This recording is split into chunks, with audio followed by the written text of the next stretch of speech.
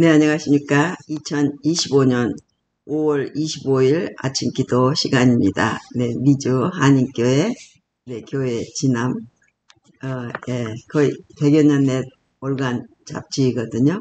그런데 이 안에 매일의 양식이 너무 좋아서 저는 지금까지 제가 거의 51년 정도, 네, 이걸 매일 아침 읽게 되는데, 정말 양식, 매일의 제 삶의 양식이 되었습니다. 하나님께서 항상 우리를 어떻게 사랑하시고 돌봐주신다는 것을 저희들 알고, 특별히 이번 연도 25년은 창세기 1장부터 지금까지 왔습니다. 이제 사무엘, 사울 이야기가 나오죠. 5월 25일 부족함이 나타났다. 네, 부족함이 나타났다. 이 책도 있고요. 파일이 계속 주기적으로 나옵니다. 카스타.com에 들어가시면 교회 진남, 네, 기도력 이렇게 나옵니다. 교과 공부도 나오고, 거기에 마침 파일이 나와서 너무 이게 좋기 때문에 나중에 써볼까 하고, 글자가 더 크게 나와요. 번제 드리기를 마치자 사무엘이 온지라 사울이 나가 맞아 무난함에. 네, 사무엘상 13장 10절 말씀입니다. 오늘 지금 자꾸까지네요. 네, 하나님은 자기 앞에서 희생제물을 드릴 수 있는 사람은 직무를 위해 성별된 자뿐이라고 지시하셨다. 그러나 사울은 번제를 이리로 가져오라고 명한 뒤 갑옷과 무기를 착용한 채 제단에 다가가 하나님 앞에 희생제물을 드렸다. 사울이 만약 하나님의 도움이 보장된 조건들을 이행했다면 주님께서는 왕에게 충성하는 몇 사람만으로도 이스라엘을 위해 놀라운 구원을 이루셨을 것이다. 그러나 사울은 자기 자신과 자기가 저지른 일을 흐뭇하게 여긴 나머지 책망이 아니라 칭찬받을 자인 양 선지자를 맞으러 나왔다. 부조와 선지자 618쪽. 사울은 자신을 비난한 대신 선지자를 탓하며 자기의 행동을 변호하려고 애썼다. 오늘날도 같은 길을 추구하는 사람이 있다. 사울처럼 그들은 자신의 잘못을 인식하지 못한다. 주님께서 그를 바로잡으려 하실 때 그들은 책망을 모욕으로 여기고 하나님의 기별 전하는 자를 흠잡는다. 만약 사울이 자신의 잘못을 기꺼이 시인하고 자백했다면 이 참담한 경험은 장래를 위한 안전장치로 작용했을 것이다. 그리고 그는 나중에 하나님의 책망을 불러일으키는 잘못을 피할 수 있었을 것이다. 그러나 자신이 부당하게 비난받는다고 생각하면 당연히 동일한 죄를 또 반복할 것이다. 하나님은 어떤 상황에서든 사람들이 자신을 절대적으로 신뢰하기를 바라신다. 그분의 섭리를 다 이해할 수 없다 해도 그분께서 일깨워 주실 날이 올 때까지 우리는 끈기 있고 겸손하게 기다려야 한다. 화이트석 사무엘상 13장 11절. 사울은 신성한 책임을 맡기에 부적합한 인물임이 그의 범죄에서 드러났다. 하나님의 시험을 참고 견뎠다면 사울과 그의 집안의 왕위가 됐을 것이다. 사실 사무엘은 그럴 목적으로 길갈에 왔다. 그러나 사울은 저울에 달려 부족함을 보였다.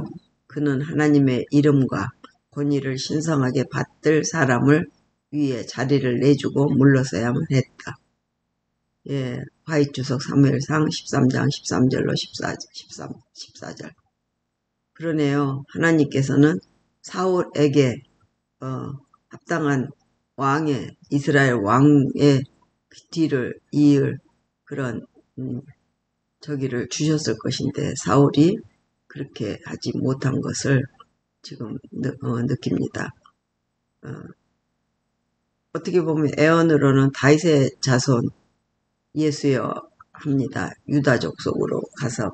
그런데 사울이 만약 올바로 하나님을 찾고 자기의 길을 갔다면 사울로 얼마든지 했을 텐데 하나님보다 앞서는 일을 사울이 했다는 것을 사무엘상 12, 13절 사무엘상을 보면서 또 더 깨닫고 우리 각 사람도 저도 그냥 이렇게 단순히 아침 이렇게 양식을 먹고 그런데 더 이렇게 깊이 성경 말씀을 차분히 읽고 그런 것이 필요하구나 하는 생각을 하고 있습니다. 기도합니다. 세계 선교를 위한 기도로 기타 국가의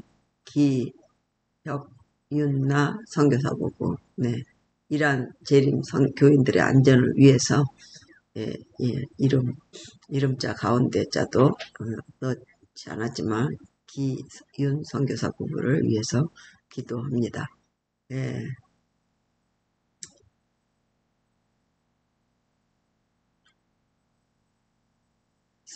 사울에 대한 이야기를 깊이 우리가 생각을 해야겠다고 생각합니다. 나중에 하나님의 책망을 불어일으킬 잘못을 피할 수 있었을 텐데 자신이 부당하게 비난받는다고 생각하면 당연히 동일한 죄를 계속 지게 될 거예요.